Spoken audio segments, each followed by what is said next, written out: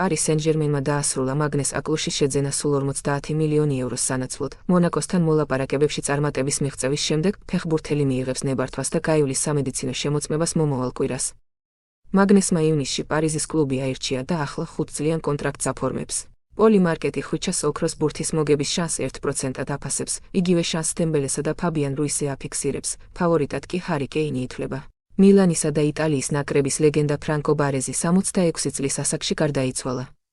ფეხბურთის ისტორიაში ერთ-ერთი უდიდესი მცველი, სამგზის ჩემპიონთა ლიგის გამარჯვებული, იტალიის ნაკრებთან ერთად მსოფლიო ჩემპიონატის გამარჯვებული და მთელი როსონერის ეპოქის სიმბოლო. პარმას მეკარე ზიონ სუზუკი, Paris Saint-Germain-ი მეკარეს მომავლის ინვესტიციად მიიჩნევს, თუმცა მას სასტარტო შემადგენლობაში ადგილის გარანტიას ვერ აძლევს. იუვენტუსი მზადაა, ზიონ სუზუკი თავის ნომერ პირველ არჩევნად აქციოს. თუ ემილიანო მარტინესის ტრანსფერი ჩაიშლება, იტყობინება ფაბრიციო რომანო. რეშფორდმა ბარსელონადან წასვლის შესახებ განაცხადა და ემოციურად დაემშვიდობა კლუბს. უზომოდ მადლიერი ვარ კლუბის ყველა წევრის, რომ აქ გატარებული დრო ასეთი პოზიტიური და დაუვიწყარი გამოცდილება იყო. ყოველი წამით დავთქვი და ბევრი შესანიშნავი მოგონება თან მიმაქვს.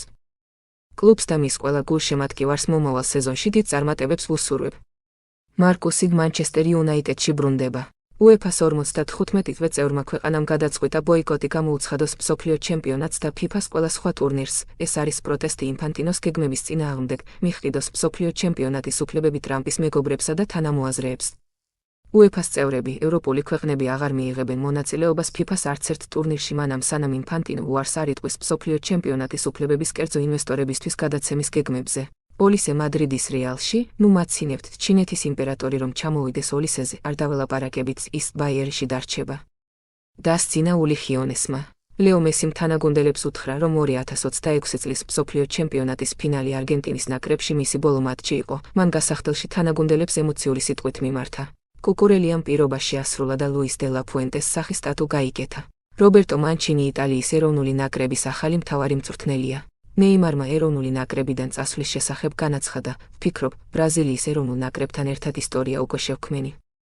მისი ფერების დაცვით ნამდვილად ბედნიერი ვიყავი. წლების განმავლობაში ბევრი რამ გადავიტანი, ყველაფერი გავწიე, ჩემი სისხლი და სული, ყოველთვის ყვითელი მაისურისთვის ვიბრძოდი.